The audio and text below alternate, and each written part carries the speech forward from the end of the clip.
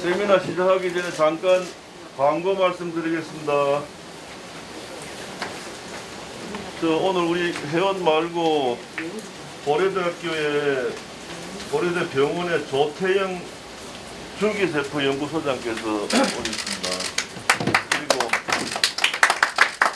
김부열 박사가 오셨는데, 오신 이유는 우리 생활과 직접 관계되는 여러 가지 소개할 일이 있어서 모였습니다. 그 내용은 뭔가 하면은, 지금 코로나 팬데믹 때문에 우리 사회 문화가 큰 충격을 받고 이 병을 옮지 않게 하기 위해서 많은 노력을 하는데, 학교도 지금 학생들 학교 나가지도 못하고, 또 50명 이상 모임이 전부 이제 규제가 되고 있고, 오늘 이 모임도 보통 의원들께서 한 40~50명 참석하시는데 코로나 2.0이 규제 때문에 오늘 이렇게 숫자가 제한돼가지고 이렇게 오게 됐고, 또 이런 장벽도 지금 치고 있고, 이런 우리가 불편함을 느끼고 있고, 겪고 있는데, 이 문제를 빨리 극복을 해야 되겠습니다. 그런데 지금은 코로나 19지만 앞으로 코로나 20, 30이 또 출현될 가능성이 많이 높기 때문에 이 문제를 근본적으로 해결해야 됩니다.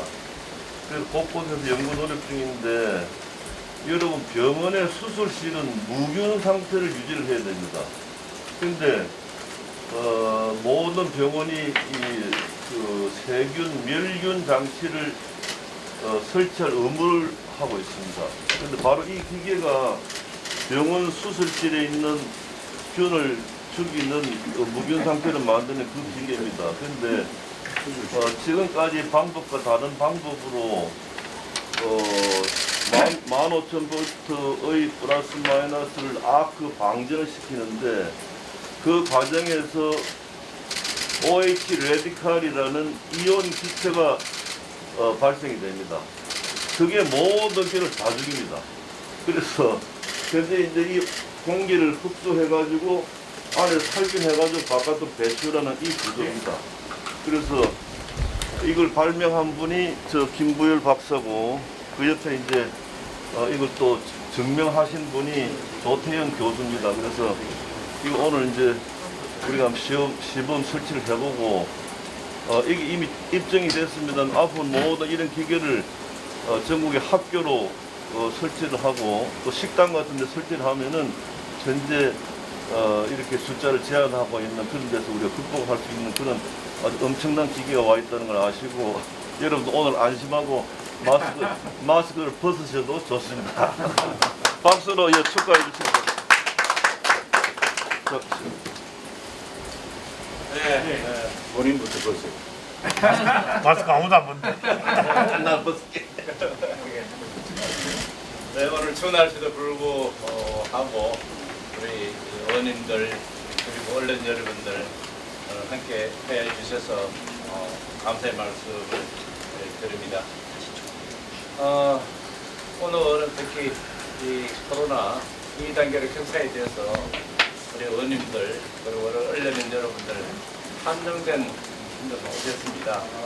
여러분 사랑의 말씀을 드리고, 조금 전에 우리 김무성 대표님께서 말씀을 드렸지만, 우리 여러분들 건강을 위해서 이 바이러스 멸균하는 새로운 4체 첨단 장비를 설치해 놨으니까 여러분들 건강에 도움이 드리라 생각합니다.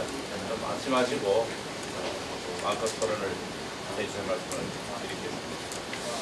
오늘은 서울 부산시장 어떻게 상대할 주제로 더 좋은 세상으로의 15번째 세미나를 개최하도록 하겠습니다. 먼저 오후 3시부터 4시 20분까지 조은희 청장님께서 발표를 해주시고, 4시 반부터 5시 50분까지 조은주 의원님께서 주제 발표를, 죄송합니다. 이현주 의원님께서 주제 발표를 하도록 하겠습니다. 그러면 먼저 강석호 더 좋은 세상으로의 공동대표의 인사 말씀이 예, 여러분 반갑습니다. 더 좋은 세상으로 공동대표를 맡고 있는 강석호입니다. 오늘은 이렇게 무균실에서 세미나를 하게 됐습니다. 우리 더 좋은 세상으로 설립 취지는 지난 국정에 몸담았던 의정 경험을 바탕으로 현 국정 현안의 이슈를 주제로 토론과 세미나를 통해서 국민을 위한 더 좋은 세상으로 가기 위한 미랄의 역할을 하겠다는 전직 국회의원들의 모임입니다. 물론 마지막 목표는 우파 정권 재창출에 목숨 걸고 매진하는 것입니다. 여러분 각자의 정성으로 마련된 이 모임이 더욱 단합 발전되고 한 분 한 분이 대표자라고 생각하며 꼭 우리의 목표를 이룰 수 있도록 함께 열심히 참여 부탁드리겠습니다. 지난 6월 제1차 세미나를 시작으로 해서 오늘은 제15차 세미나로 어떻게 하면 서울 부산시장 선거에서 이길 수 있는지에 대한 고견을 오늘은 조은희 현 서초구청장님을 모시고 듣는 차례를 가지게 되었습니다. 신문기자와 청와대 비서관, 교수, 서울시 최초 여성 정무부시장, 서초구청장, 서울 25개 자치구청 중 유일한 야당 구청장, 전국 243개 지방자치단체 중 재산세 감면을 공포한 첫 자치구. 지금 시민들이 원하는 것은 보수냐 진보냐 하는 이념 대결이 아니라 내 삶에 얼마나 도움이 되는가를 따지는 생활정치, 생활행정이다. 좌우와 상관없이 시민들의 삶에 필요하면 핀셋으로 뽑아서 써야 한다. 내 편과 내 편으로 갈라져 내 편의 의견은 무조건 반대한다는 진영 논리야말로 낡은 이념적 틀이라라고 주장을 한 분입니다. 오늘 바쁘신 코로나 사태로 구청 업무에 여념이 없는데도 오늘 나와주신 데 대해서 우리 회원 여러분들, 우리 조은희 구청장께 큰 격려의 박수 부탁드리겠습니다. 자, 그러면은 먼저 우리 조은희 구청장께서 본인이 왜 서울시장이 되어야 하는가, 거기에 대한 어떤 정책 비전과 본인의 소신을 밝혀주신 다음에 우리 회원님들과의 자유로운 토론 시간으로 이어지겠습니다. 자, 우리 구청장님 시작하시죠. 먼저 말씀드리기에 앞서서 존경하는 김무성 대표님, 강석호 대표님, 또 정치 선배님 여러분 앞에서 제가 왜 서울시장에 나가는가, 제가 꿈꾸는 비전은 무엇인가 설명을 드리고 또 지도 편달을 받기 위해서 이 자리에 왔습니다. 귀한 시간 내주셔서 감사드립니다. 따끔한 질책과 좋은 말씀 주시면 정말 감사하겠습니다.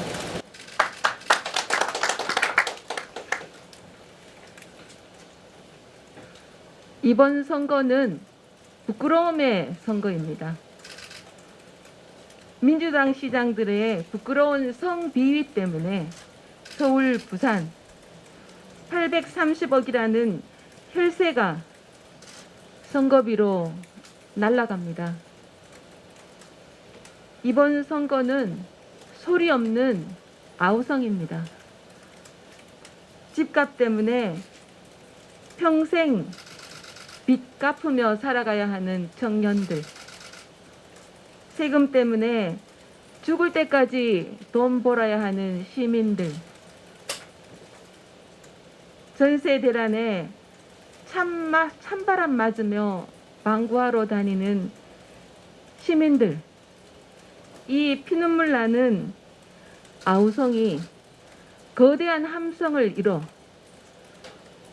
오만하고 무능한 정부 여당을 심판하는 선거입니다. 그래서 이번 선거는 희망의 선거입니다.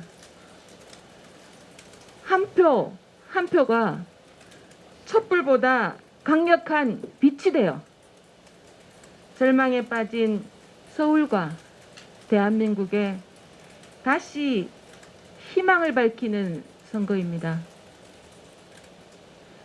우리 국민의힘이 그 등불이 되어야 합니다. 이번 선거에서 승리의 횃불을 지켜들고 대선 승리로 가는 길을 환하게 밝혀야 합니다. 국민의힘으로 대한민국의 희망의 등불을 다시 밝혀야 합니다.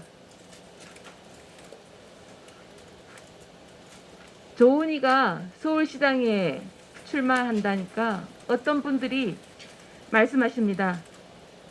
조은희? 인지도가 낮잖아. 조은희 서초구청장이잖아. 부자 동네 사람이 서민의 마음을 알 수 있겠어? 코로나19로 언택트 선거가 될 텐데 정치 신인 가지고 되겠어? 대선 주자급은 돼야지. 여기 있는 선배님들도 그런 지적을 들으셨을 겁니다. 맞습니다. 안철수, 오세훈, 나경원, 현재 거론되는 대선 주자급에 비하면 저는 인지도가 낮습니다. 그렇죠. 기존 프레임에서 보면 상대적으로 저는 덜 유명한 것이 저의 약점입니다. 그러나 저는 반대로 생각합니다. 정치공학적으로 계산해서는 안 됩니다. 누구든 인지도가 높은 사람이라고 꽃가마에 태워서는 이번에도 무난히 집니다. 2016년 총선, 2017년 대선, 2018년 지선, 올해 총선까지 4연패 했습니다. 경선 과정이 치열해야 됩니다. 경선 과정이 흥미진진해야 됩니다. 뒤엎기가 거듭되는 역전의 드라마가 연출돼야 됩니다. 그러지 못하면 우리는 5연패할 수 있습니다. 기존의 프레임을 깨야 우리 당이 승리할 수 있습니다. 저는 저의 약점이 오히려 저의 기회고 강점이라고 생각합니다. 누가 봐도 저는 새로운 인물입니다. 정치 신인입니다. 제가 당당히 출사표를 던지는 것이 우리 당이 변화했다는 그 표시입니다. 저처럼 소위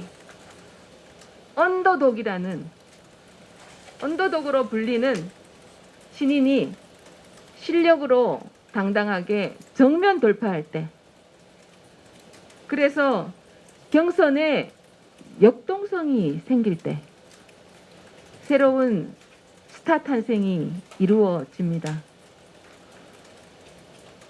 그런 기회가, 그런 희망이, 그런 감동이 가능해야 우리가 이길 수 있습니다.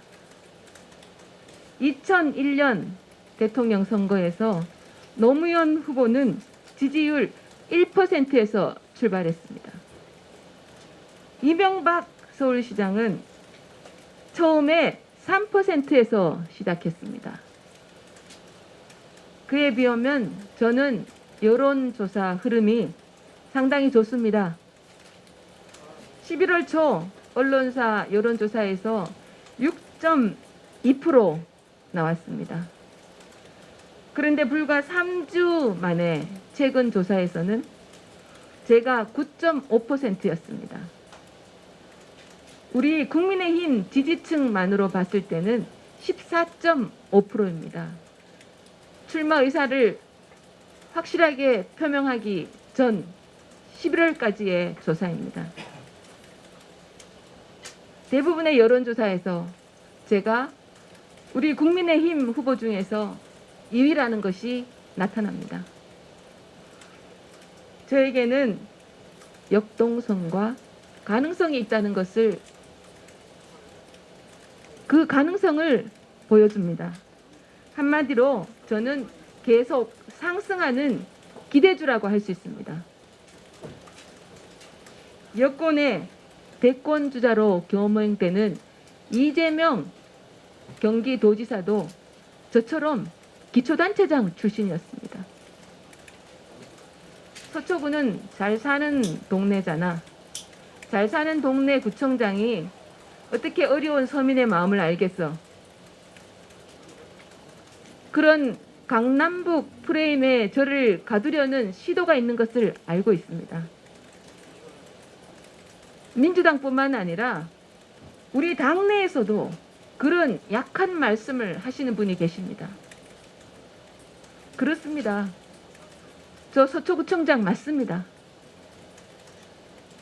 지난 지방선거에서 전국에서 민주당 쓰나미가 불 때 서울시에서 25개 구에서 24개 구청장을 민주당이 가져갈 때 저 혼자 우리 당 후보로 살아남은 유일한 야당 구청장, 서초구청장, 저 조은이 맞습니다.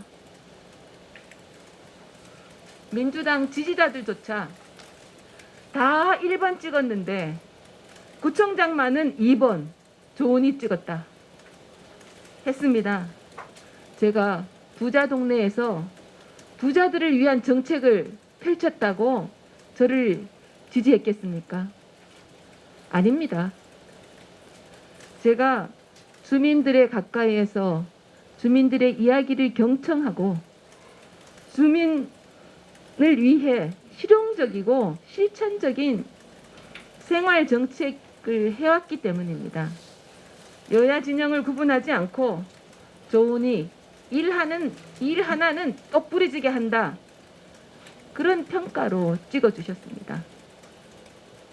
저는 7년 전부터 서초 구민입니다.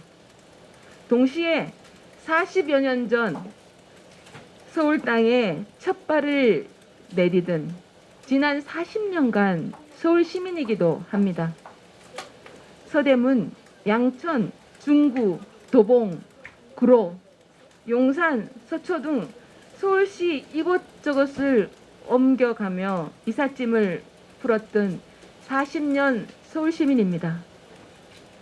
조국 전 장관, 이낙연 대표, 심지어 작고하신 전임 시장까지 강남권에 살았습니다. 민주당에 묻고 싶습니다. 이분들이 강남권에 오래 사셨다고 서민들 입장을 모른다고 할 것입니까? 어느 곳에 사는 것이 중요하지 않습니다. 무슨 생각을 하고 서울 시민들에게 어떤 정책을 펴느냐, 그것이 중요하다고 생각합니다. 정쟁의 일환에서 나쁜 프레임을 짜서 가두는 것은 나쁜 정치라고 생각합니다. 요즘 제가 서울시장에 출마한다니까 인터넷 카페 등에서 댓글들이 많이 달립니다. 일 잘하는 조은이 서울시장으로 보내자. 식상한 얼굴들보다 훨씬 낫다. 검증된 일꾼이다. 서울을 편안하게 해줄 것이다. 저는 지난 10년간 서울시 행정 현장에 있었습니다. 여성가족 정책관, 서울시 최초의 여성 부시장을 거쳐서 서초구청장으로 7년째 있습니다. 그래서 조은이는 실력이 다르다. 경험이 다르다. 조은이에게 서울시를 맡기면 지체 없이 연습 없이 야무지게 할 거다. 그런 기대가 있습니다. 서울시 여성가족 정책관일 때 보도에 하이힐 끼지 않게 하는 것에서부터 보육 문제까지 전체 서울시 시정에 젠더 관점을 도입하는 여성 행복 프로젝트, 소위 여행 프로젝트라 합니다. 이 프로젝트로 서울시 최초로 UN 공공행정상 대상을 받는 데 기여했습니다. 서울시 부시장일 때 저의 별명은 정무 120입니다. 뭐든지 바로 응답하는 다산 120 민원 콜센터 같다는 뜻입니다. 지금 서울시는 그런 일꾼이 필요합니다. 뚝심 있고 실력 있는 유능한 시장, 일 잘하는 시장이 필요합니다. 저 조은이는 뚝심 있습니다. 이슈를 선점하고 정책 대안을 냅니다. 재산세 감경 밀어붙였습니다. 정부의 부동산 정책이 잘못됐다고 목소리를 냈습니다. 세금 폭탄 맞은 시민들을 위해 깃발을 들었습니다. 서울시가 발목을 잡았지만 끄떡도 안 했습니다. 지방자치 짓밟아도 무릎 꿇지 않았습니다. 결국 정부 여당도 민심에 밀려 재산세 인하 저 조은이 따라하기 했습니다. 언론에서 조은이 뚝심 있다 평가해 주셨습니다. 조은이는 일 잘합니다. 조은이표 횡단보도 그늘막 전국에 세워졌습니다. 1인 가구 지원센터 서울시장 대통령도 따라했습니다. 밤길에 반짝반짝 안전사고 막는 활주로형 횡단보도 경찰청 표준 모델이 됐습니다. 서초의 대표 사업들은 대한민국의 표준이 됩니다. 조은이는 돌파력이 있습니다. 40년 수건이었던 서리풀 터널, 여기 계시는 김혜선 의원님의 도움을 받아 뚫어냈습니다. 서울에서 17년 동안 못 세웠던 특수학교인 서울나래학교 개교하게 만들었습니다. 30년 수건 잠원지역 고등학교 유치도 해냈습니다. 강남대로 노점상 문제도 푸드트럭 존으로 충돌 없이 잘 해결했습니다. 돌파에 조은이 앞에 뚫지 못할 난관은 없습니다. 조은이는 반응합니다. 휴대폰 번호를 공개합니다. 직접 주민의 민원을 받습니다. 바로 연락하면 주민께서 오히려 놀라십니다. 구청장이 바로 옆에 있는 것 같다고 하십니다. 골목 구석구석 온갖 생활 민원에 즉각 반응하여 생활 밀착 행정을 실천해 왔습니다. 조은이는 미래를 준비합니다.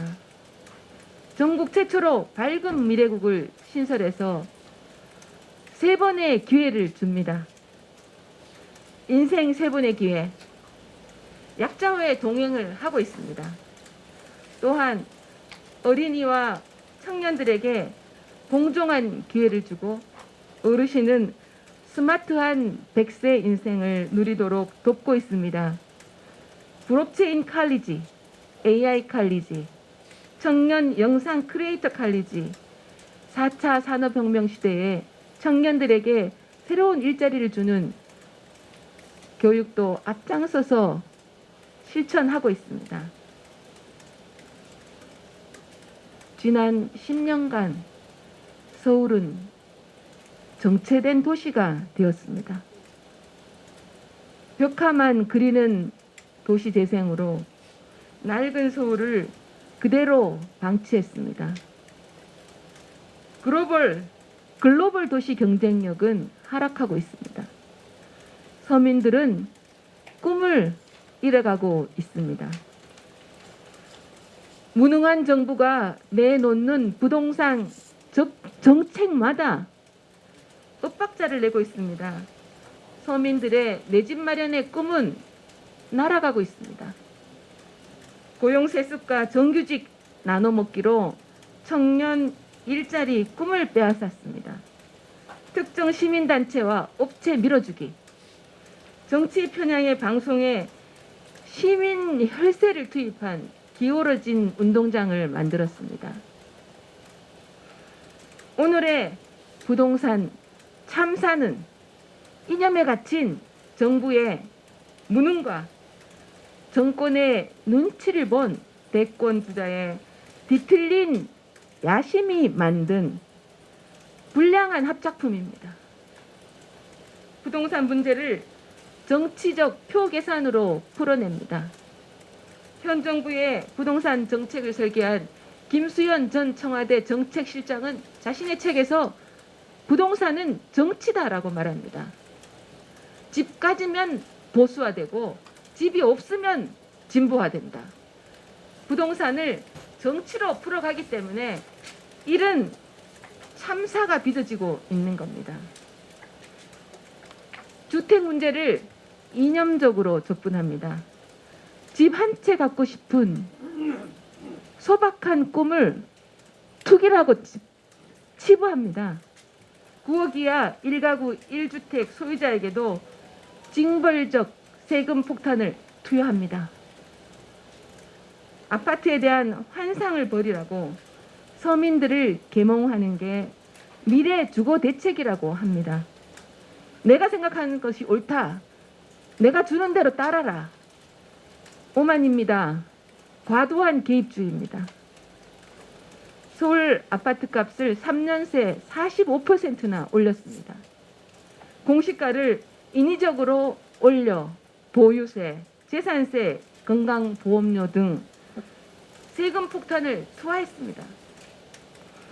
재산세 폭탄에 이어서 종부세 폭탄을 또 내렸습니다.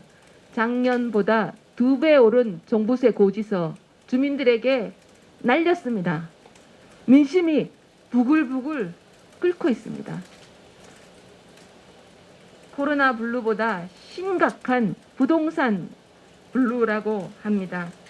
전세난에 이어 월세난도 빚어지고 있습니다.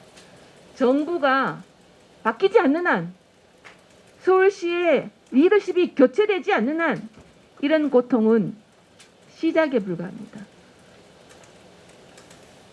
저는 말씀드린 것처럼 지난 10년간 서울시 행정 현장에 있었습니다.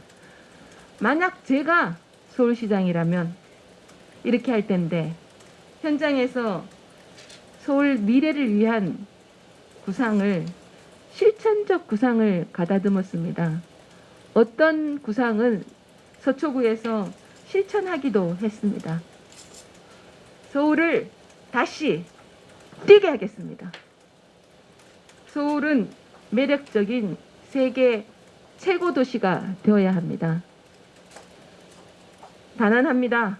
서울은 더 이상 강남, 강북으로 이분파 두 쪽으로 나눠서는 서울 시민의 행복과 안전, 서울의 미래는 없습니다.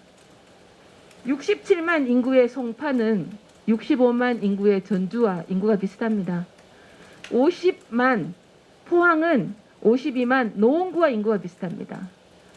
45만 서초구는 44만 김포시와 인구가 비슷합니다. 34만의 광진은 34만 세종시와 인구가 비슷합니다.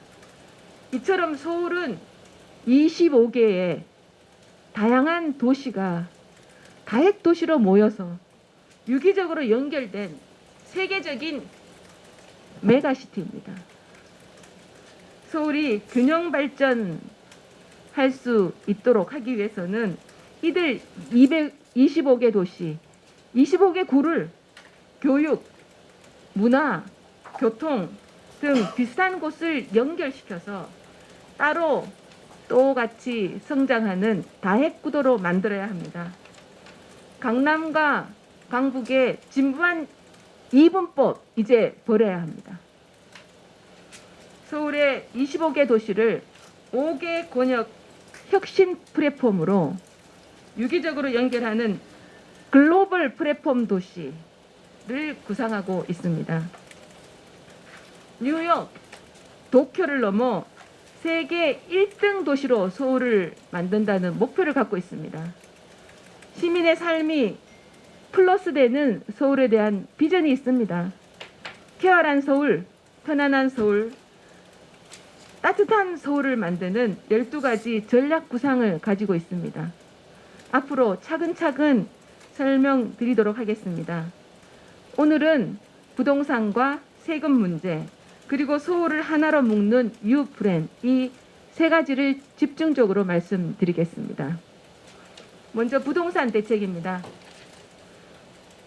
5년 내 양질의 주택 65만 호를 공급하도록 하겠습니다. 전임시장이 막아놓은 주택 공급 매년 2배로 늘리도록 하겠습니다. 전임시장은 그간 10년 동안 뉴타운 재개발 등 393개의 정비 사업을 해제해서 25만 호의 주택 공급을 막았습니다. 여기 잠시 보십시오. 여기에 뉴타운 해제한 지역이, 정비 사업 해제한 지역이 전부 서남권, 동부권입니다.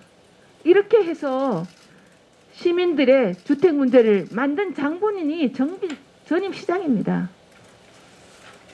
도시재생 한다면서 1,000억을 퍼부은 창신 숭인지구는 가보면 소방차도 못 들어갑니다. 푸세식, 재래식 화장실이 있습니다. 제가 가봤을 때 우리가 타고 간 차, 여기가 제일 창신 숭인지구 제일 번화한 곳입니다. 못 내려와서 락카차가 끌고 갔습니다. 몇 시간 동안 우리가 밀다 안 됐습니다. 이것이 1,000억 들인 창신 숭인지구 가장 도심지입니다. 여기서 가장 잘된 데의 현주소입니다. 서계동은 또 어떻습니까? 서울로 7017 한다면서 그 바로 맞은편에 있는 서계동 도시재생 사업으로 묶었습니다. 서울의 이런 판자촌이 있습니다. 이런 것을 벽화칠한다고 도시재생한다고 합니다. 이것이 과연 누구를 위한 정책입니까?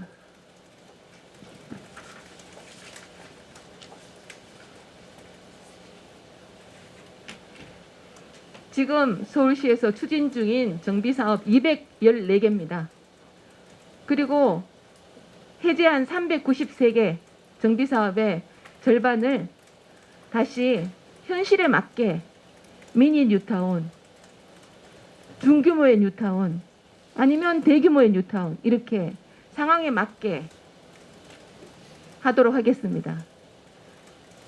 그래서 5년간 35만 호의 주택을 공급할 수 있도록 하겠습니다. 쫓겨나지 않는 착한 뉴타운을 만들겠습니다. 개발지역의 전세, 월세 세입자들은 개발이 되면 거기 못 살고 쫓겨납니다. 이분들이 다시 입주할 수 있도록 착한 뉴타운을 만들겠습니다.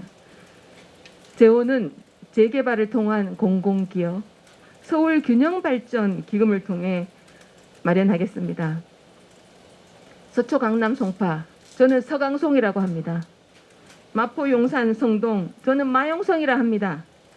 여기 재건축을 규제를 풀고 공공기여를 노원, 도봉, 강북, 노도강, 금천, 관악구로 금강구 등의 재개발, 재건축으로 인해 쫓겨날 뻔한 세입자들에게 임대인에게 지원하는 착한 뉴타운 하겠습니다.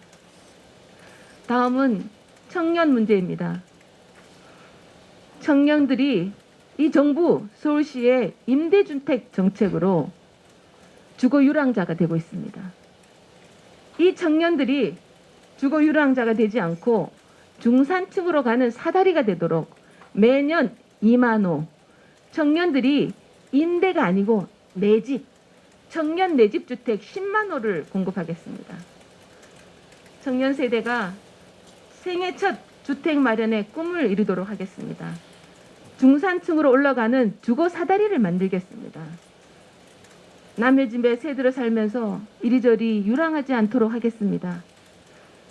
고시원, 반지하에 사는 청년들에게도 미래가 있다는 희망을 주겠습니다.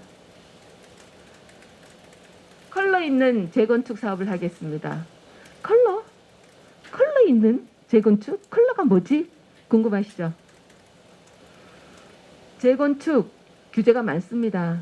특히 35층까지 이상 못 짓게 하는 층수 규제도 있습니다. 이런 각종 규제를 과감하게 풀겠습니다. 그 대신 동네마다 특화된 재건축을 추진합니다. 이 재건축은 문화 재건축, 이 동네는 복지 재건축, 저 동네는 육아 재건축, 이렇게 동네마다 주제가 있는 다양한 재건축을 저는 칼라 있는 재건축이라 이름 짓고 싶습니다. 이렇게 하면 서울의 매력도 더하고 서울의 주택도 더 공급하고 또 공공기여금으로 다른 지역의 인프라 개선에도 도움을 주는 트리플 윈 전략입니다. 개발 이익의 일부는 서울균형발전기금으로 환수하여 착한 뉴타운으로 이어질 수 있도록 선순환 구조를 만들겠습니다. 이를 통해 20만 호의 주택을 새로 공급하겠습니다. 이상의 세 가지 공급 정책으로 전임시장의 2배 이상, 매년 8만 호에서 13만 호의 주택을 신규로 공급해서 5년간 총 65만 호의 신규 주택을 공급하는 것입니다. 임대시장 안정화 대책과 취약계층을 위한 주거복지 정책은 다음 기회에 말씀드리겠습니다. 다음은 재산세 문제에 대해서 말씀드리겠습니다. 내년에 서울 시민의 재산세 반으로 깎아드리겠습니다. 코로나가 지속되는 한 내년에는 물론이고 앞으로 계속 지방세 반을 깎아드리겠습니다. 내년에도 코로나19 상황은 지속될 것입니다. 납세자의 부담을 덜어주기 위한 재산세 감경이 필요합니다. 문재인 정부 3년 동안 재산세는 52%, 서초구는 72% 올랐습니다. 심지어 정부는 내년부터 공시가를 현실화해서 쑥 이렇게 올린다고 합니다. 그러면 어떻게 되느냐? 6억 이하 세금 깎아주는 거 사기가 됩니다. 집 한 채, 내 집 한 채, 서울 하늘 안에 내 집 한 채 갖는 게 죄입니까?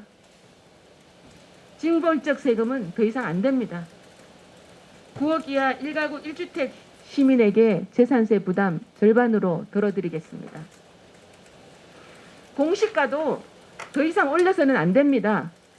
주택의 수요 공급이 안정될 때까지, 수급이 원활해질 때까지 공시가 인상 동결해야 됩니다.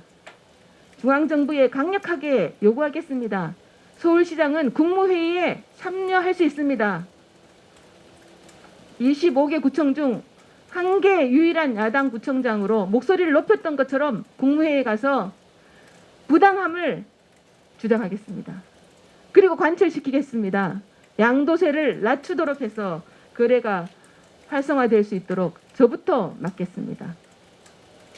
서울 유플랜으로 기후위기에 대응하겠습니다. 유플랜을 다 설명드리면 너무 복잡해서 우선 제일 먼저 한 가지만 말씀드리겠습니다.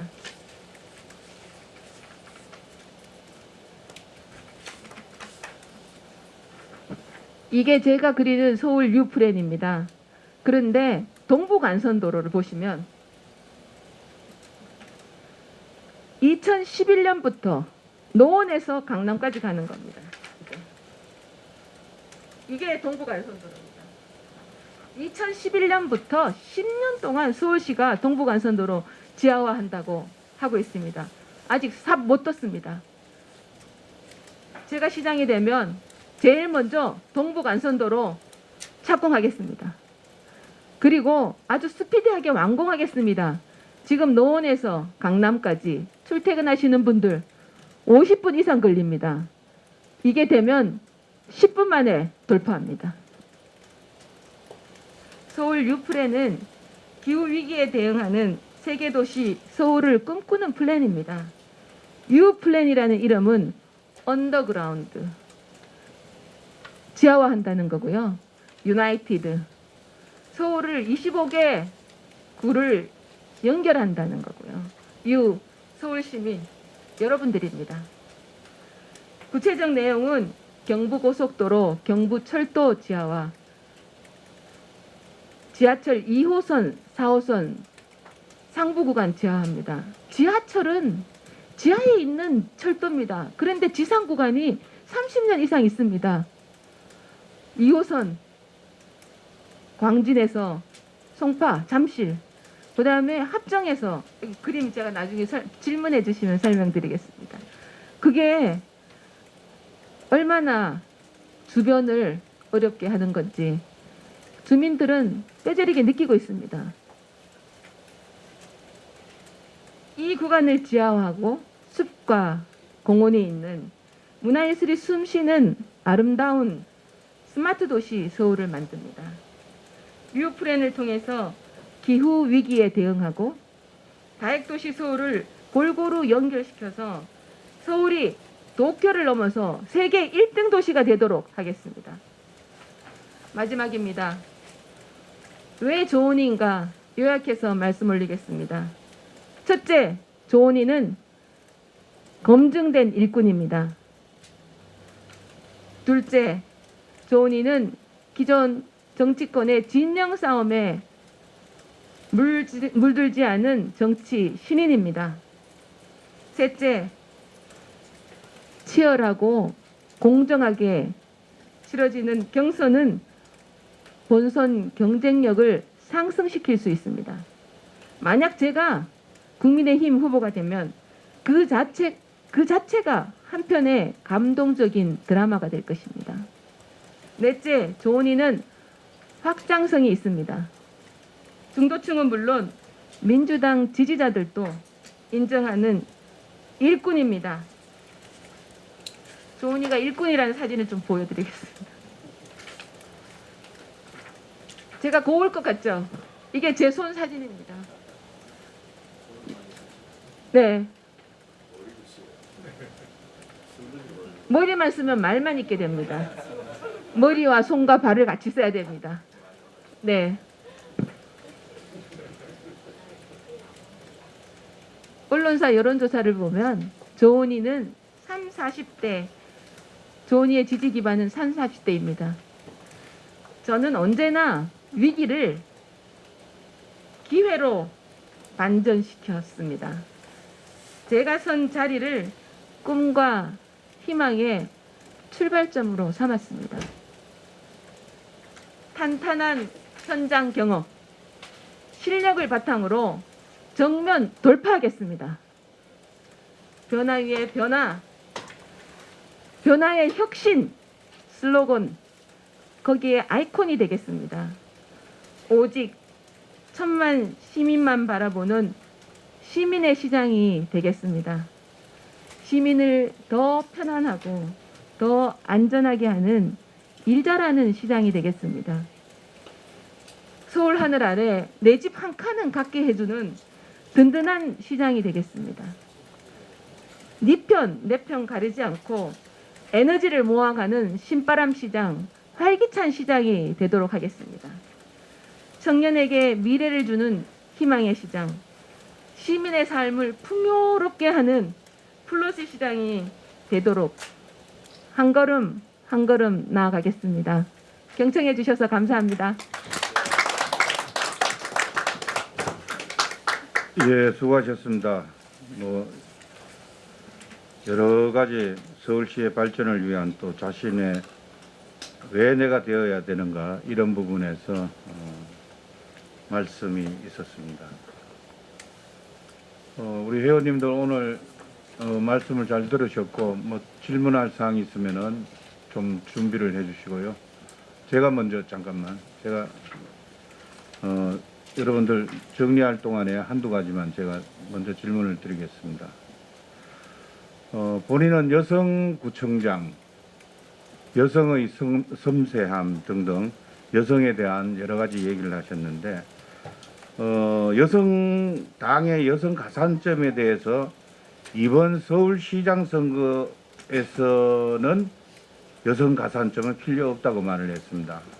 그 이유가 이번 선거는 너무 중대하고 또 천만 시민의 생명과 안전을 지키는 서울시장 자리는 여성, 남성이 중요한 게 아니라 실력으로 승부해야 한다고 믿고 있다.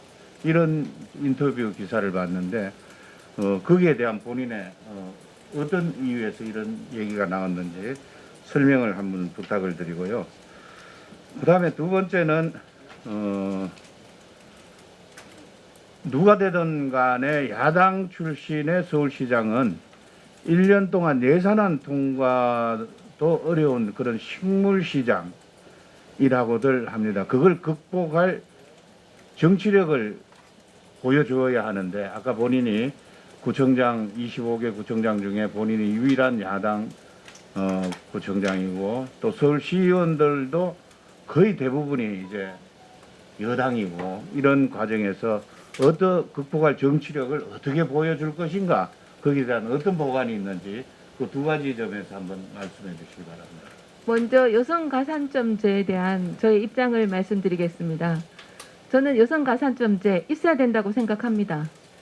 그러나 이번 서울시장 선거에서 여성 가산점제가 원칙 없이 적용되는 것에 대해서 단호히 반대합니다. 강력히 반대한다는 뜻입니다. 여성 가산점제, 국회의원, 서울시의원, 지방기초의원, 지방의원들에게 여성 가산점제 필요합니다. 여성 코타제 필요합니다. 정부 내각에 여성 할당 필요합니다. 그런데 지금 우리 서울시장 선거에서 여성 가산점제를 주느냐 마느냐, 또 1차 경선에는 주고 2차 경선에는 주지 말자, 이렇게 원칙 없이 오고 가는 여성 가산점제 필요 없다. 두 번째로는 서울시장 선거, 대통령 선거에 있어서 여성이라고 우대점을 주는 거, 저는 그게 서울 시민, 대한민국 국민을 위해서 바람직하지 않다고 생각합니다. 다만 제가 원하는 것은 여성이라는 차별도, 여성이라는 혜택도 없는 공정한 경선이 필요하다고 말씀드립니다. 두 번째로 누가 시장이 되든 대통령도 민주당, 정부도 민주당, 구청장도 민주당, 서울시의원도 109명 중에 101명 민주당, 구의원 3분의 2 민주당, 이 틈새에서 제대로 할 수 있겠느냐? 제대로 하기 쉽지 않습니다. 제가 잘할 수 있습니다. 저는 서울시 정무부 시장을 지냈습니다. 그때 80%가 민주당 시의원이었습니다. 그 민주당 시의원이 저한테 정무 120 언제든지 통한다, 정무부 시장한테 연락하면 다 된다 해서 그 민주당 시의원들이 정무 120이라는 별명을 지어주었습니다. 서울시정 복잡합니다. 서울시정 모르는 사람이 오죽하면 옛날에 복마정이라는 말이 있었겠습니다. 제대로 모르는 사람이 가면 공부하다가 끝납니다. 그래서 우리 균형 잡으라고 국민의힘 후보 뽑아줬더니 너무 엉망이야. 대선에도 지장이 있습니다.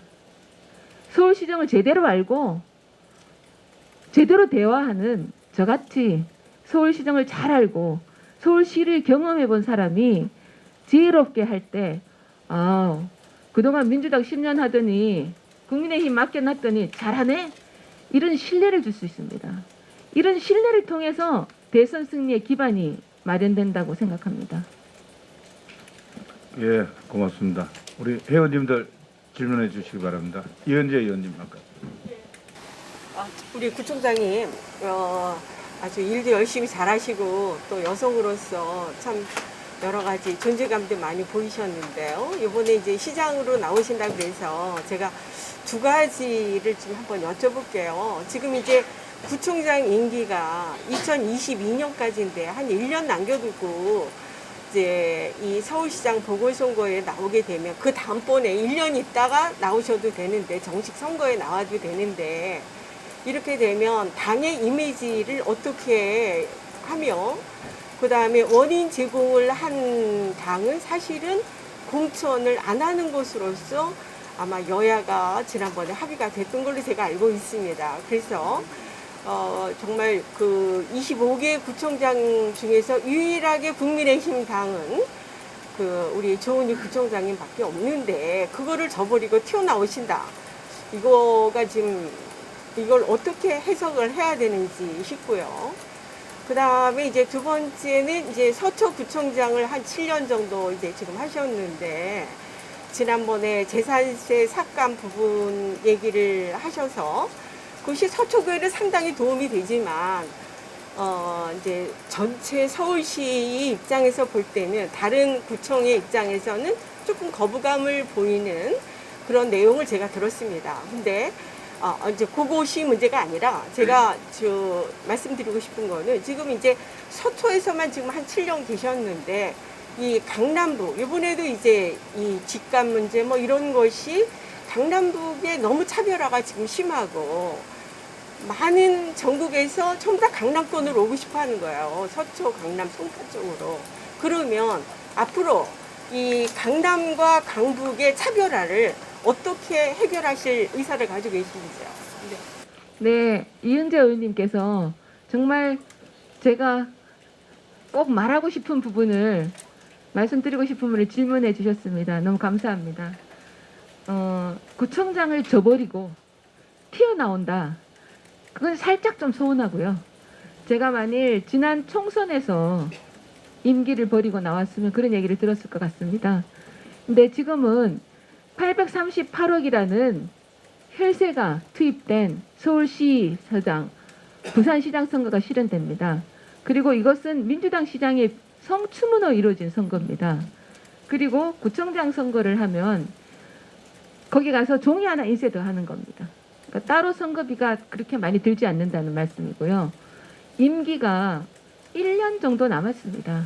그래서 제가 출마한다고 공식화하고 오늘 마포 포럼에서 말씀드린다. 이런 것을 주민들이 아셔고 그리고 각종 인터넷 카페 또 인터넷 커뮤니티에서 서초구에서 보내주기 아깝지만 서울시를 위해서 가라. 굉장히 격려 말씀이 많았습니다. 그래서 25개 중에 한 개가 뺏긴다. 저는 그렇게 생각 안 합니다. 제가 서울시장에 나가면 제가 좀 무슨 얘기 하려다가 좀 참았습니다. 1타 2피입니다. 서초구청장도 먹고 서울시장도 먹습니다. 그래서 반드시 그렇게 하겠다는 제 각오를 말씀드립니다. 그리고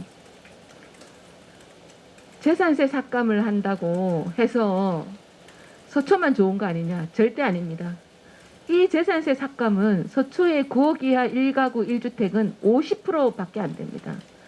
강북, 노원 이쪽은 99%입니다. 용산 58%, 60%, 송파 70%. 용산도 거의 70% 다 되면 68%니까요. 그러면 서초구청장 조은희가 나서기 전에 강북구청장, 도봉구청장, 노원구청장이 나서야 됩니다. 지방세법 111조 3항에 재해 등의 상황이 있을 때 구청장이 재산세 절반 깎아줄 수 있는데 그 사람들 못했습니다. 저는 정부 무서워서 못했다고 생각합니다. 돈 있습니다. 작년에 비해서 자치구 25개 자치구 평균 집행잔액 759억이 있습니다. 세금 많이 걷었습니다. 일단 내 주머니에 들어왔는데 나눠주고 싶겠죠. 서초구청장이 얘기했어. 야당이야. 따라가면 정부의 세금 폭탄, 징벌적 과세로 인한 부동산 정책 잘못됐다는 것을 인정한다는 것, 그런 뜻 때문에 안 하는 것 같습니다. 그래서 그쪽 주민들이 참 서운하실 것 같습니다. 제대로 알면요. 그래서 제가 서울시장이 되면 내년에도 코로나 재해가 계속됩니다. 서초구만 아니고 서울시 시민 전체 재산세 절반 돌려드리겠다 말씀드리는 겁니다. 예, 수고하셨습니다. 백성원 의원님 하시고 강남북, 네네. 강남북 참여. 세 가지군요. 두 가지가 아니고. 강남불 차별화 문제. 제가 말씀드렸다시피 이제 강남 강북 2분법으로 해서 25개 다핵 도시가 있는 메가시티 서울의 발전 절대 얘기 못합니다. 그러나 그 현실입니다. 저는 아까 서강송이라 그랬어요. 강남 상구란 말을 안 하고 싶습니다. 서강송, 마용성, 마포, 용산, 성동, 서초, 강남, 송파, 서울에 서강송, 마용성 같은 데를 계속 만들어야 된다고 생각합니다. 그게 제가 아까 조금 전에 선보였던 뉴시티 플랜입니다. 서울 뉴 플랜입니다. 그래서 서울을 5개 권역으로 나눠서 혁신 플랫폼을 만듭니다. 혁신 플랫폼은 일자리, 교육, 문화, 교통이 같이 거기에서 해결되는 겁니다. 그래서 아마 제가 말씀드리는 것을 계속 앞으로 설명드릴 기회가 있을 겁니다. 강남, 그래서 강남이 안 와도 강남에 왜 옵니까? 서초에 왜 옵니까? 교육 때문에 옵니다. 그래서 서강송, 마용성 같은 교육을, 그 교육 시스템을 시장이 교육감하고 해서 해결이 안 되면 시장 나름대로 해결 방법을 찾겠습니다. 예, 우리 백성원 의원님하고 그다음에 같은 백시인 백성주 의원님 차례대로.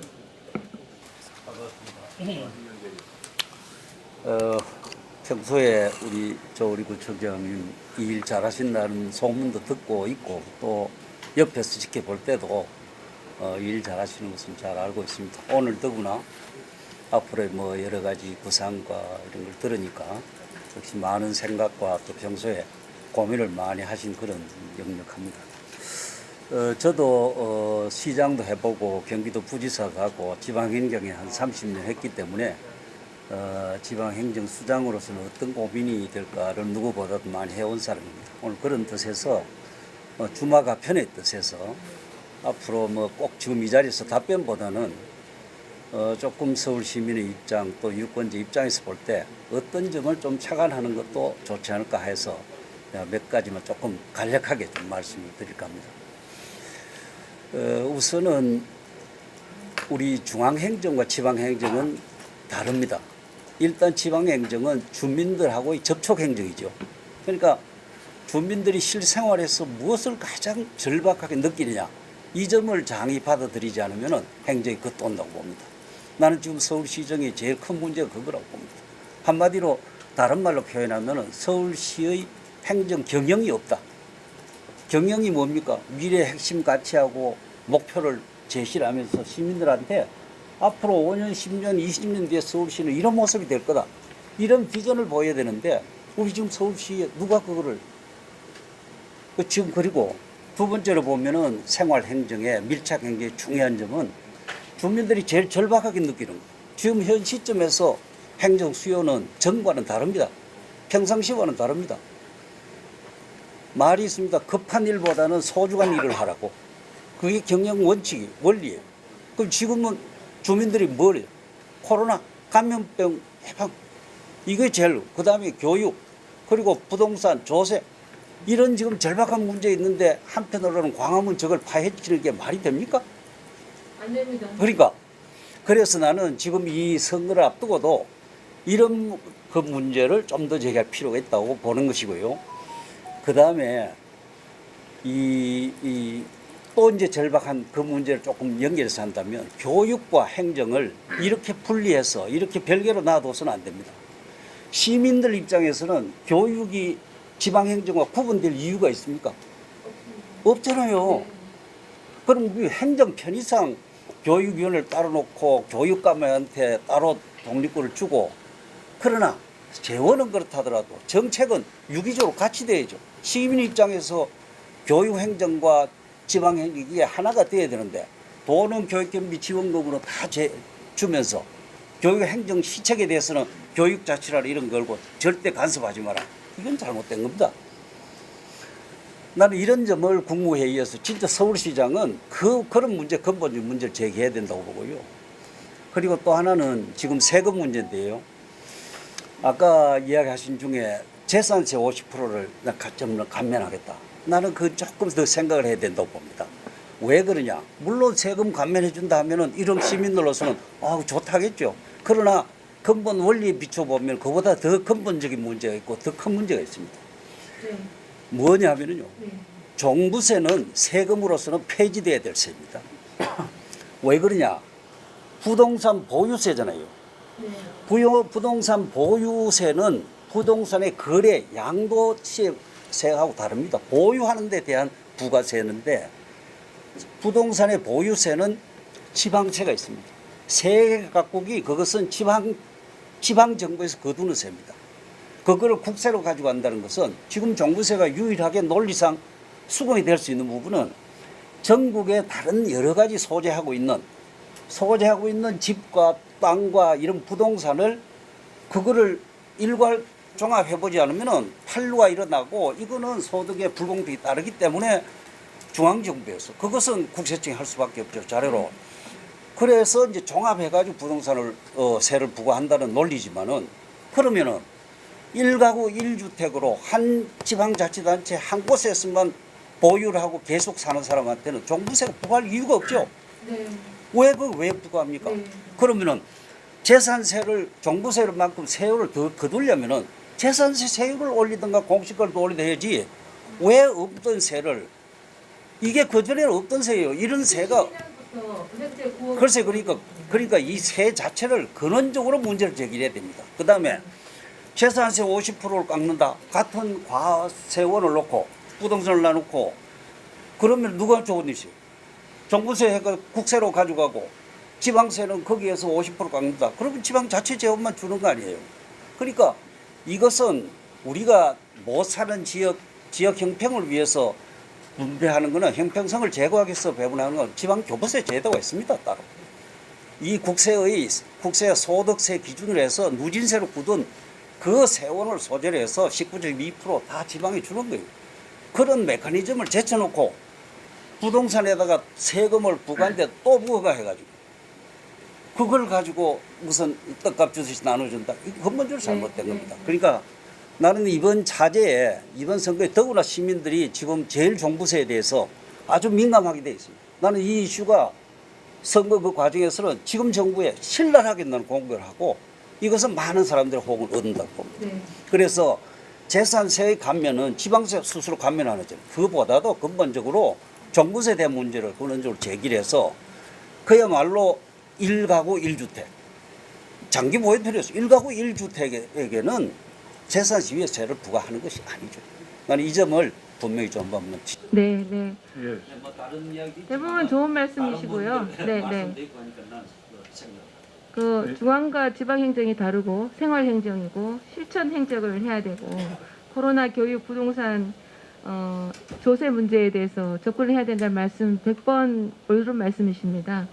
광화문 광장 공사 문제는 지금 10년 전에 700억이 들었는데 10년 후에 지금 선출된 시장이 아니고 일부 시장이 권한 대행을 하는 입장에서 800억을 들여서 지금 공사를 한다는 거에 대해서는 제가 당장 멈춰야 된다고 입장을 표명한 바 있습니다.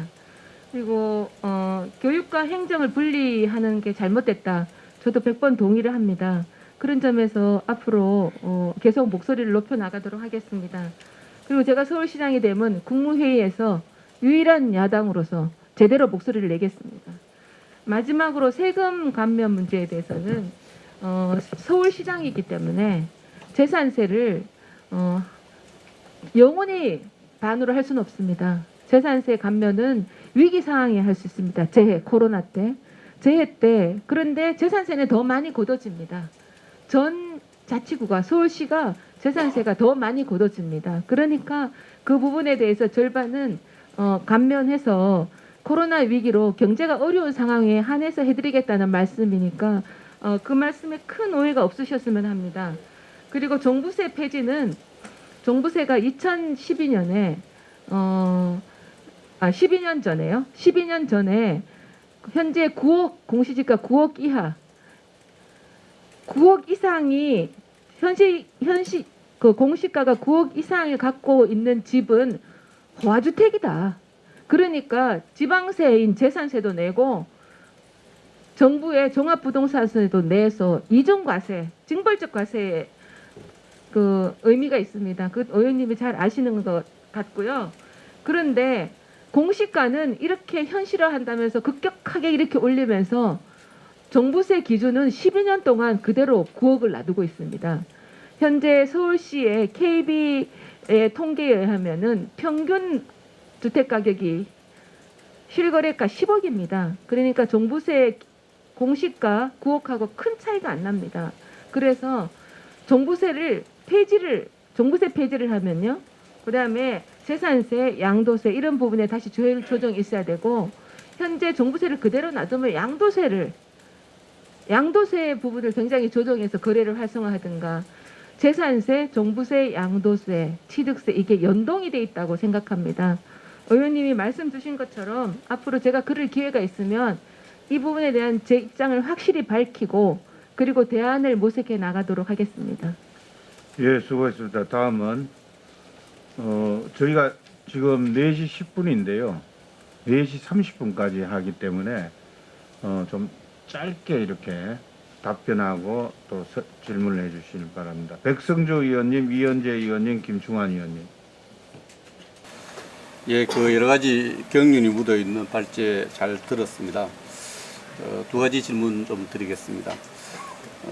본인이 강적이라고 말씀하신 비교적 구청장, 지방행정장으로서 진영 논리로부터 좀 벗어나 있기 때문에 잘할 수 있다는 말씀 좀 공감되는 부분도 있지만 이번 서울시장의 가장 큰 의미, 이 보수층에서 받을 때는 대선 승리입니다. 대선 승리로 가는 길목의 선거인데 모두에서 그 말씀하셨는데 물론 서울시장을 준비한 계획대로 잘해서 지지를 얻는 것이 대선 승리의 큰 보탬이 되겠죠. 그렇게 기여를 할 수 있는데 그 이외에 서울시장을 잘 하는 그 이외에 시장이 되면은 대선 승리를 위해서 어떤 생각이 있고 또 프로그램이 있으면은 그걸 좀 말씀해 주면 좋겠고요. 두 번째는 태릉 골프장 문제입니다. 태릉 골프장을 지금 부동산 문제 해결하는 데 사용하겠다 했는데 이 태릉 골프장은 단순히 골프장이 부동산의 어떤 시각도 묻어 있지만 안보의 가치에 대한 문제가 묻어 있고 또 역사성의 문제도 묻어 있고 또 부동산 해결의 문제가 녹아 있는데 잘 알다시피 약간 진영 논리도 담겨 있습니다. 보수층에서 반대를 하고 있고요. 또 현 정부는 이것을 어쨌든 밀어붙여겠다는 생각이 있고 또 보수층에서는 이것을 곧 육군사관학교를 지방 이전하는 문제가 연결되어 있다는 강력한 확실한 합리적인 의심을 갖고 바라보고 있는데 이 태릉 골프장을 주택으로 건설하는 문제에 대해서 우리 조은희 부총장님 어떤 생각을 갖고 있는지 말씀해 주시면 좋겠습니다. 네, 백성주 의원님 좋은 지적과 말씀해 주셔서 감사합니다. 먼저 진영 논리의 자유로운 후보다. 그게 광점이라고 했는데 그게 과연 서울시장이 됐을 때 대선 승리를 담보할 수 있겠느냐 이런 걱정도 같이 있는 말씀인 것 같습니다. 저는 서울시장은 선거에 중립을 지켜야 된다고 생각합니다. 그러나 서울시장이 대선에 기여할 수 있는 길이 굉장히 다양하다고 생각합니다. 첫째, 지금 민주당 1색인 기울어진 운동장에서 행정 경험이 있고 지혜로운 시장이 잘 해나갈 때 국민들로부터 신뢰를 줍니다. 그러면 국민의힘에서 떠나갔던 실망한 지지자들이 시키니까 대안이네. 지난 총선에서 저희는 굉장히 많은 득표를 얻을 줄 알았습니다. 그런데 여러 가지 원인도 있지만 문재인 정부에 실망한 그 표들이 우리 당으로 오지 않았습니다. 그 이유 중에는 우리 당이 대안 해결책이 없었다, 해결책이 없다 이런 지적도 있었던 것 같습니다. 그래서 국민의힘 시장 뽑아놨더니 제대로 하네, 일 잘한다 이런 신뢰감을 주면 지지층이 다시 결핍될 걸로 생각합니다. 두 번째로 제가 국무회의를 얘기를 했습니다. 서울시장은 장관 외에 유일하게 국무회의에 참여할 수 있습니다. 야당 시장으로서 국무회의에 가서 제가 부동산 정책, 청년 기본소득 실험, 그리고 지금 재산세 이렇게 얘기했던 것처럼 이슈를 제기하고 문제점을 지적하고 대안을 제시하면 국민의힘이 대선에서 대안 세력이 될 수 있다는 것을 국민들에게 안심하고 지지받을 수 있는 정책으로서, 정치가 아니고 가장 고도한 정치라고 할 수 있죠. 정책으로서, 실력으로서 국민들의 지지를 받는데 기여하도록 하겠습니다. 그리고 태릉 골프장 정말 잘못된 정책입니다. 23번째, 22번째까지 서울시의 주택 공급은 충분하다 했습니다. 주택 수급률 97%, 그러니까 다 되는데 다주택자들이 집만 내놓으면 주택은 다 공급이 충분하다. 그래서 공급을 막았습니다. 그런데 그런다고 다 주택자를 좋았습니다. 그렇지만 하는 것마다 부동산 값을 더 올렸습니다. 왜냐? 첫 단추를 잘못 끼웠기 때문입니다. 그래서 나중에 민심이 들끓으니까 23번째 대통령이 장관 불러서 해결책 찾아봐 하니까 장관이 지도 보고 저는 그렇게 그림을 그립니다. 아, 여기 비어있어 태릉, 아, 여기 비어서 용산, 여기 비어있어 서초구의 국립외교원, 여기 있어 상암 DMC. 비어있는 땅에 그냥 짓겠다는 정말 아마추어적인 1차원적인 생각입니다. 태릉이 어떤 곳입니까? 노원, 태릉, 거기 교통이 얼마나 밀립니까? 거기 아파트를 구겨 넣겠다는 겁니다. 생각이나 하고 하는지 모르겠습니다. 태릉은 박정희 대통령께서 골프장을 지은 곳입니다. 문화유산이 있는 곳입니다. 그런 문화적인 생각을 했는지도 저는 되묻고 싶습니다. 그래서 태릉은 정말 뭘 하려면 이 대목에서 제가 안철수 대표 얘기도 좀 하고 싶은데요. 그쪽에 국회의원 하실 때 왜 안철수 랩을 그쪽 노원구나 이런데 옮겨가서 노원구민이 강남이나 동대문, 여의도까지 안 오도록 지금 4호선 당고개역을 타보면요. 계속 사람들이 타요. 안 내리고 계속 탑니다. 동대문에서 내립니다. 왜냐? 수락산 꼭대기 올라가 보면 망망대해요. 무슨 망망대해? 구름이 아닙니다. 아파트 망망대해입니다. 거기 먹거리 없습니다. 일거리 없습니다. 거기에 바이오 할 수 있는 거 4차선에 할 수 안철수 의원이었을 때 옮기고 했었어야지. 이제 와서 정부가 아파트 짓는다고 하는데 제가 시장이 되면 절대 못 짓게 하겠습니다. 네, 이상입니다. 예, 또. 예. 우리 조은희 구청장님 역시 발로 뛰는 구청장이라고 말씀 많이 드렸는데 오늘 아주 손은 밑바닥에 신선한 아이들 많이 주신 것 같습니다. 시장은 정치하는 곳이 아니고 시민을 살피는 거거든요. 국회하고 구분된다는 차원에서. 그런 면에서 아까 말씀이 있었지만은 재산세 감면 50%는 아주 획기적인 조치고 이건 반드시 필요했다고 생각합니다. 감면이 아니고 사실 제도화해야 되는데 임시적인 조치로 3년 동안 45% 올랐다는 건 이건 세금 폭탄이거든요. 그런데 말씀하셨듯이 그 제안을 한 지가 제법 시간이 됐는데 왜 서울의 다른 지역에서는 이렇게 저는 이거 제안하면 아마 다른 모든 지역이 전부 열화처럼 일어날 줄 알았는데 그렇지 않거든요. 어떻게 판단하시는지 하고요. 두 번째는 지금 말씀하시면서 공시가도 동결하겠다, 양도세, 거래세 다 내리겠다고 하셨어요. 물론 이제 이거는 국가 재정이라는 걸 종합적으로 봐야 되고 그리고 서울시장이 국무회의에 참석하신다고 그랬는데 서울시장은 제가 알기로는 국무회의 의결권이 아니라 배석입니다. 배석입니다. 네. 그런 시장으로서 국무회의 통해서 뭐 다 하신다고 그러는데 그건 조금 좀 신중한 판단 아니 제가 말씀하시고요. 그래서 이러한 세제를 다 고치는 건 국회입니다. 네. 그래서 그 국무회의가 아니고 또 서울시장 국무회의도 배석이기 때문에 네. 이 정치권을 지금 현재 국민의힘이니까 3분의 1밖에 없잖아요.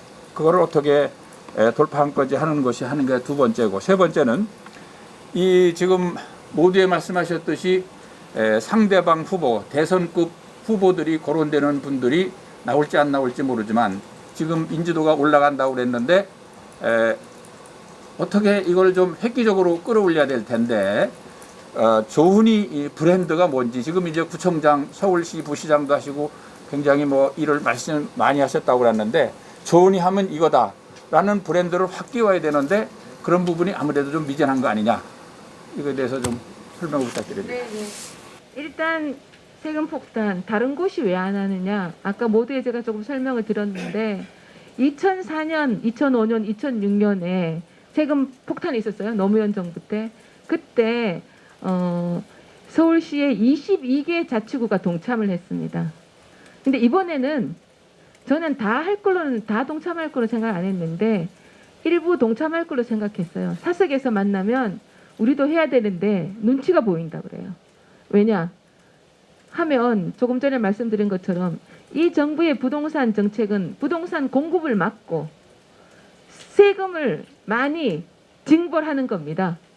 그래서 그 세금이 많이 된 게 잘못됐다는 게 재산세 감면 정책이니까 스스로 민주당 정권이 부동산 정책을 잘못했다는 것을 24개 구청에서 확인하는 거, 그런 거기 때문에 내심 안타까우면서도 하지 못했다, 그런 거 아니냐, 저는 그렇게 해석하고 있습니다. 두 번째로 서울시장은 국무회의에 배석하고 의결권이 없습니다. 저는 재산세 감경은 서울시장이 지금 현재 법에 의하면은 재해 등, 그래서 제가 코로나가 있는 동안이라고 말씀드렸습니다. 코로나가 있는 재해 있을 동안에는 감면해드리겠다는 거고요. 지금 정부가 재난지원금을요 서울시민들한테 2조 7천억 뿌렸습니다. 재산세 감면은 3천억입니다. 그래서 2조 7천억 뿌리는 거랑 3천억에 비하면 굉장히 그 액수가 상당히 차이가 난다는 말씀을 드리고, 또 이렇게 지방세를 감면하면은 서울시 재정은 어떻게 되냐? 세금이 많이 들어와서 재정이 절대 생각하시는 것만큼 그냥 알뜰살뜰 하면 됩니다. 저는 그 해법을 알고 있습니다. 그리고 양도세 감면 이런 거는 세제가 국회가 하는 건데 의결권 없는 서울시장이 한다고 하느냐? 저는 촉구하겠다고 말씀드렸습니다. 그리고 여론을 형성해 나가겠습니다. 종부세, 재산세, 양도세 이렇게 셋 중에 조정이 안 되면 부동산 문제 해법이 없습니다. 그래서 제가 재산세 감경을 하겠다고 해서 정부가 9억이 하냐, 당에서 9억이 하냐, 민주당에서 정부가 6억이 한 달 동안 실갱이 하다가 6억 이하로 했는데 어쨌든 따라왔지 않습니까? 그래서 누군가가 횃불을 들고 목소리를 높이면 그게 국민의 여망이 담긴 주장이면 관철된다, 이런 믿음을 갖고 있습니다.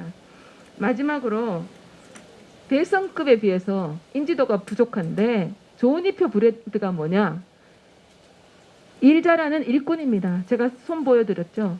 행정 경험으로 일 잘해서 그게 정책으로 승부를 해서 그게 저는 가장 고도하고 가장 고급적인 정치 행위라고 생각합니다. 일 잘하는 검증된 일꾼 조은희 말씀드리고 싶습니다. 예, 수고하셨습니다. 이제 시간이 얼마 안 남았는데요. 김충환 의원님 하시고 홍일표 의원님 하시고 김혜선 의원님 하시고 거듭 당부하지만은 정책적 제안은 개인별로 좀 하시고 궁금한 사항 질의 이렇게 진행하겠습니다.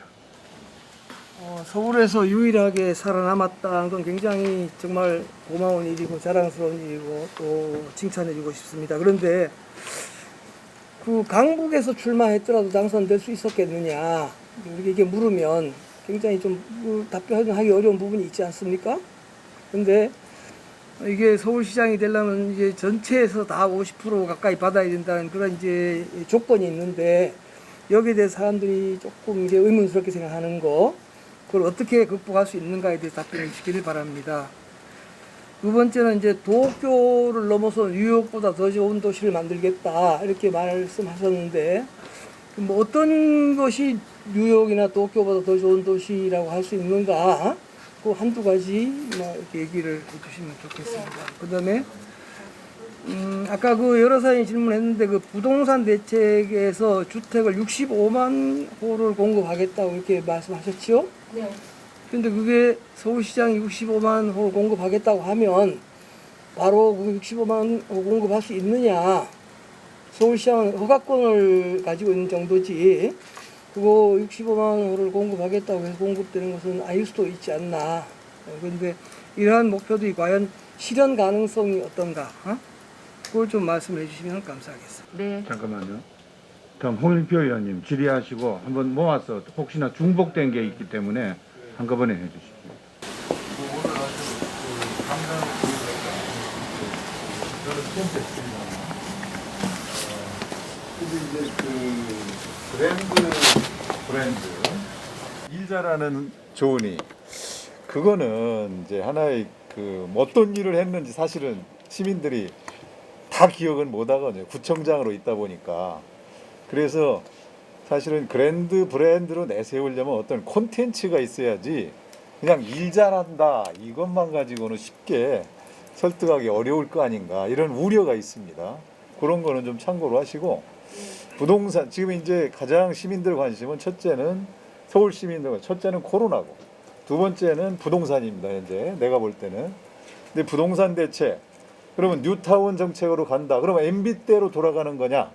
이제 이런 문제가 있습니다. 아까 여러 착한 뉴타운 이렇게 보완책을 말씀하셨는데 이제 그런 거에 대해서 적절하게 그 내용이나 이런 것들을 잘 보완해야 될 필요가 있을 것 같다. 제가 한 가지만 마지막으로 권하고 싶은 것은 우리는 쉽게 지금 뭐 코로나나 부동산에 관심이 많지만 실제로 관심 가져야 될 중요한 국가적 의제가 기후변화에 대한 대응이거든요. 이게 아까 뭐 UCT 플랜 이런 거를 말씀하셨는데 그 부분에 대해서 여성 시장 후보로서 더 강점이 있다고 봅니다.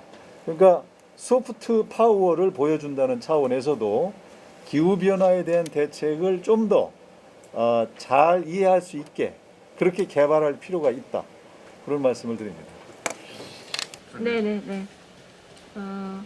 우선 강북에서 출마했으면 당선될 수 있겠냐 이 말씀하시는데요. 모르겠습니다. 근데 저 같으면 당선됐을 것 같습니다. 예, 그게 가정법을 전제로 하기 때문에. 그런데 어떻게 승리를 할 수 있겠냐? 저는 우리 당이 지지도가 약한 30, 40대 지지도가 많습니다. 그리고 여성 지지도가 많습니다. 그래서 제가 청년, 여성, 30, 40대 중심의 정책적인 이슈를 그동안 많이 말을 했습니다. 그래서 우리 당 중에서 가장 중도성, 확장성이 크다. 저는 이렇게 스스로 자신하고 있습니다. 두 번째, 어떻게 뉴욕, 도쿄를 넘어가겠냐? 우리 서울은 모리 지수에 의하면 7등입니다. 세계 7등입니다. 1등이 뉴욕, 1등이 런던, 2등이 뉴욕, 3등이 도쿄입니다. 근데 그동안 10년 동안 서울의 큰 그림을 그리지 않았습니다. 제가 아까 얘기한 고속도로, 철도, 또 지하철, 또 도로 전체에 지하화를 하고 강변, 88도로, 강북도로를 전체 한 7, 80도를 지하화해서 수변 도시를 만듭니다. 그렇게 해서 전체적으로 매력적인 도시를 만들겠다. 서울이 1등 못할 법이 없습니다. 그렇다는 말씀을 드리고요. 부동산 대책 65만 호와 그 다음에 이제 MB대로 돌아가느냐 이 두 말씀을 같이 말씀드리겠는데요. 정반합이 있는 것 같습니다. MB 때 굉장히 그 뉴타운을 많이 했습니다.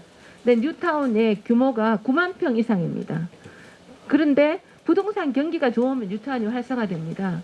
부동산 경기가 다운이 되면 뉴타운의 사업성이 안 나기 때문에 정제됩니다. 그래서 거기 있던 사람들이 아무리 집이 낡아도 뉴타운으로 지정됐기 때문에 집을 못 짓습니다.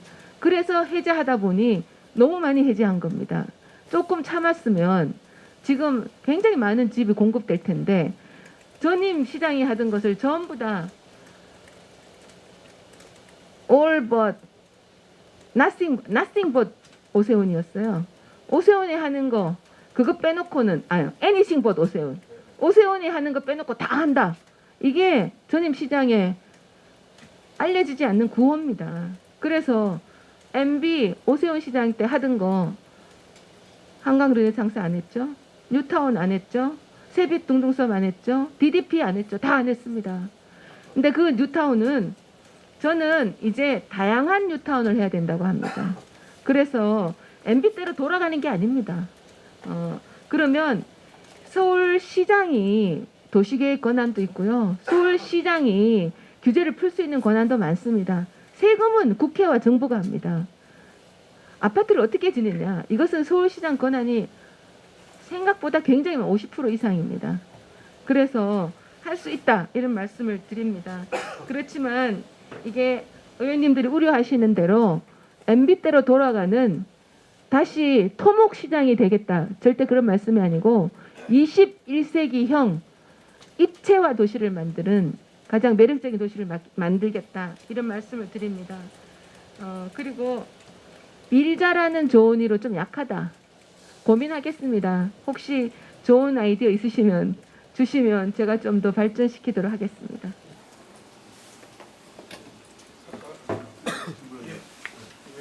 예, 질문을 안 할 수가 없습니다. 우리 정원희 청장 6년 반 전인가요? 좋은 사람 정원희 구청장으로 찍어달라고 저하고 우리 정원희 청장이 손을 잡고 선거운동을 한 기억이 지금 벌써 6년 반이나 지났네요. 오늘 이렇게 서울시장에 출마하신다고 이렇게 나와주신 거 정말 감개무량하게 생각을 하고 그냥 모두의 우리 조 청장께서 하신 말씀이 저는 뭐 100% 공감하기 때문에 다만 아이디어 차원에서 제가 한번 좀 여쭤보고 싶은 건데 그러니까 우리 당에 지금 우리 서울시장 후보로 거론되시는 분들이 아까 우리 구청장님께서 말씀하셨듯이 많이 알려지신 분들은 그 사람은 우리가 다 아는 사람인데 뭐 어쩌다 또 인지도가 낮은 사람은 또 인지도가 낮아서 이렇다. 그러니까 이 사람은 인지도가 있는데 오히려 알아서 마이너스고 인지도가 적은 사람은 인지도가 적기 때문에 마이너스다. 제가 지금 국민의힘의 입장에서 제가 시민의 입장에서 이제 국민의힘에서 하는 그걸 바라보는 말이죠. 그 다음에 아까 또 어느 의원님도 그런 비슷한 말씀을 하셨는데 뭔가 좀 임팩트를 좀 만들어서 오셔야 되는 거 아니냐. 뭐 또 이런 얘기를 한단 말입니다. 그러니까 과연 그거를 지금 본인들이 할 수 있는 일인가 하는 그런 또 부분도 있는 거거든요. 근데 그래서 지금 이 경선 과정에 대해서 이제 선수가 룰에 대해서 이렇게 해달라 뭐 저렇게 해달라고 하는 것은 저는 뭐 바람직하지는 않다고 생각합니다만 아이디어 차원에서 어떻게 하면 과연 우리 조은희 같이 잠재적인 능력이 있고 자신감을 갖고 있는 이런 후보들이 우리 국민 서울 시민들한테 뭔가 임팩트를 줄 수 있고 감동을 줄 수 있는 그런 장을 어떻게 하면 만들 수 있을까? 아까 흥미진진한 경선 과정을 얘기를 하셨는데 흔히들 지금 미스터 트롯, 미스 트롯 그것을 얘기를 하지 않습니까? 그 과정을 우리가 이렇게 지켜보면 그 개개인의 그 잠재력은 그 과정을 통해서 시민들이 보았던 거 아니겠습니까? 그래서 혹시 평소에 우리 조은희 청장님은 아이디어가 굉장히 많으신 분이니까 이건 뭐 선수로서가 아니고 우리 국민의힘 당원의 한 사람으로서 우리 국민의힘의 서울시장 경선이 어떤 과정을 거쳐서 경선이 되면 지금보다는 좀 더 흥미진진한 경선이 될 수 있지 않을까 하는 그 아이디어가 혹시 있으면 이 기회에 좀 얘기를 해주셨으면 좋겠다 하는 생각입니다. 먼저 김혜선 의원님, 제가 7년 전에 서초구청장 출마하고 싶어서 김혜선 의원님 사무실에 찾아가서 이거 하고 저거 하고 이거 하고 싶으니까 저 꼭 좀 관심 가져주세요. 이렇게 해서 어떻게 보면 제가 은혜를 입었습니다. 이 자리에서 다시 한번 감사드리고요. 의원님께서 걱정하시고 또 생각하시는 인지도가 높은 사람은 비호감도가 높아서 그렇고, 인지도가 낮은 사람은 비호감도는 인지도가 자체가 지지도로 연결되지만 인지도 자체가 낮아서 걱정인 것이 우리 국민의힘 현 주소다. 아이디어가 있느냐, 이런 질문을 해주셨습니다. 저는 있습니다. 안철수 서울시장 하시고 싶으면 같이 경선했으면 좋겠습니다. 어제 같은데 보도에 보니까 코로나19로 언택트 시대의 정치 신인이 되겠냐. 그래서 우리 당의 어떤 의원님이 그러면 당신 나올 거냐. 나 안 나온다. 도와주겠다. 그런데 정치 신인이 되겠냐. 그 말이 참 애매해요. 나를 꽃가마에 태우면, 아니면 국민의힘 경선에서 뒤에서 보이지 않는 손으로 나를 후보로 뽑아주면 내가 마지못해 가겠다. 그런 오해를 받을 수도 있습니다. 또 다른 분도 마찬가지입니다. 그래서 저는 공정한 룰이 보장되는, 누구나 실력으로 경쟁할 수 있는 운동장을 만들어주자. 만들어달라. 그러면 조은희도 좋고, 여기 계신 존경하는 이혜원 의원님도 좋고, 안철수 대표도 좋고, 오세훈 전 시장님도 좋고, 금태섭 의원도 좋죠. 누구든지 다 공정하게 뛰자. 나경원 대표님도 마찬가지입니다.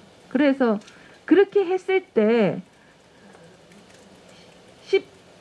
처음에는 10명, 11명 미스터 트롯 더 많이 시작했죠. 그래서 10강, 8강, 6강, 4강, 결승 이렇게 할 때 얼마나 흥미진진하겠습니까? 저는 그런 감동과 또 우리가 항상 누구를 내리꽂는다는 그런 옛날 방식으로 한다는 그런 정당이 아니고, 밑바닥에서도 올라오는, 그래서 후보를 뽑는 새로운 정당이다. 그게 국민의힘이다. 그게 국민의 변화의 상징이다. 이런 것을 보여주는 경선이 될 때 그 밴드웨이크, 그 분위기 자체가 대선 승리도 이어질 거라고 생각합니다. 예, 수고하셨습니다. 아주 많은 우리 회원님들이 또 좋은 질문들을 하셨는데요. 다음 스케줄을 위해서 우리 더 이상 질의가 없으면은 대표님 한번 가져왔습니다. 예, 아주 강단 있게 오늘 좋은 후보의 상을 보는 것 같습니다. 우리 당에도 이혜훈 후보님도 아주 강단있으시고, 제가 보니까 남성보다 여성이 더 강단이 있는 것 같아요. 되는 것은 되고, 절대 되는 골프장 시장 되면은 못한다, 안 하겠다, 이런 강단. 그래서 이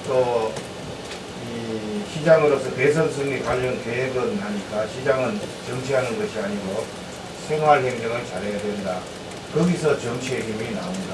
이런 결론인 것 같은데, 저는 오늘 여러 가지로 감사를 드리고, 마지막으로 오늘 공교롭게 서울시장 후보로 출마한 두 분이 오셨습니다. 조은희, 이혜훈 후보님이신데요. 다음에는 그 서울시장 후보들을 모시고 정책별로 부동산이면 부동산, 세금이면 세금, 여러 가지 복지면 복지에서 정책별로 한번 그 후보자들끼리의 짱 토론회를 한번 가질까 합니다.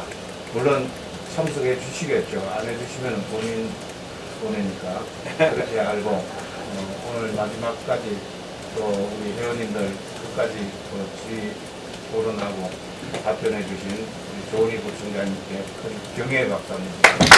감사합니다. 아유, 고맙습니다. 감사합니다. 잘했어.